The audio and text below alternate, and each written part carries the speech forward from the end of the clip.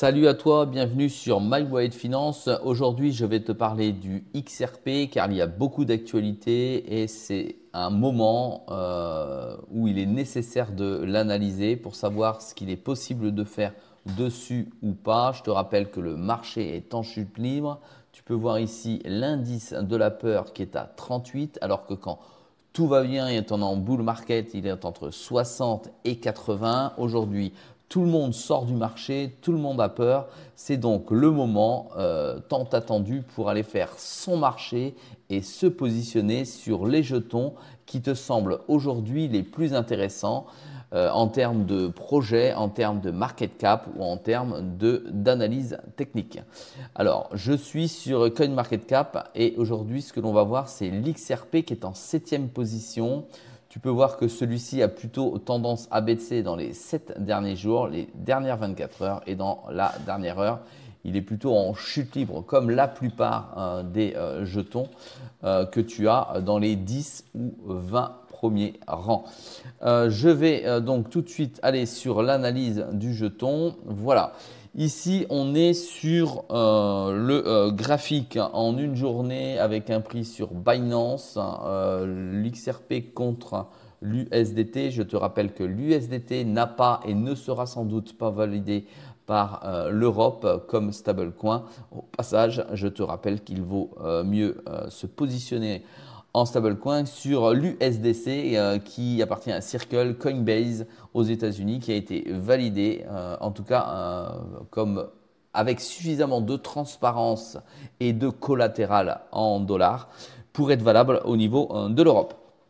Alors, qu'est-ce qui se passe aujourd'hui sur le marché? Tu vois que le XRP est en chute libre, il vient de se casser la gueule. Il tournait aux alentours des 0,50, 0,55, 0,60 ces dernières semaines et qu'aujourd'hui, on arrive déjà à 0,39. C'est peut-être un moment intéressant pour se positionner dessus. On voit d'ailleurs que le RSI est en dessous des 30, c'est assez rare. On est à 20, 21 de RSI sur le XRP. C'est donc une porte d'entrée possible.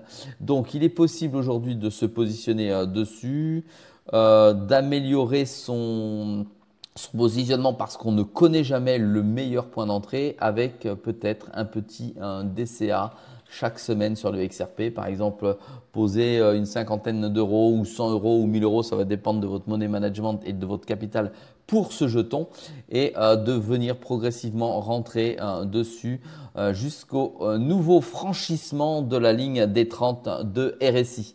Voilà ce que je peux vous dire. En tout cas, c'est ce que je vais faire dans mon analyse sur le XRP.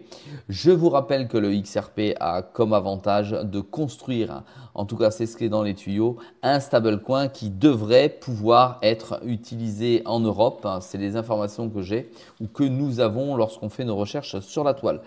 Ce qu'il faut savoir, c'est que si effectivement il y a un stablecoin qui vient sur le XRP, ça va pouvoir lui donner un coup de boost, d'autant plus qu'il sort de plusieurs années de procès avec la SEC, encore une fois, et que sans doute ça va se décanter d'ici 6 à 10 mois de manière favorable ou défavorable, mais de toute façon il y aura certainement une transaction financière comme il se passe en général aux États-Unis lorsqu'il y a un problème de règles de droit. Voilà ce qui se passe sur le XRP, donc à toi de voir si tu rentres dessus. En tout cas, il me semble pour moi que c'est un moment propice. Allez, je te dis à très vite dans une prochaine vidéo. Abonne-toi, pose des questions dans les commentaires si tu le souhaites, mais uniquement sur le XRP. Je te dis à très vite dans une prochaine vidéo.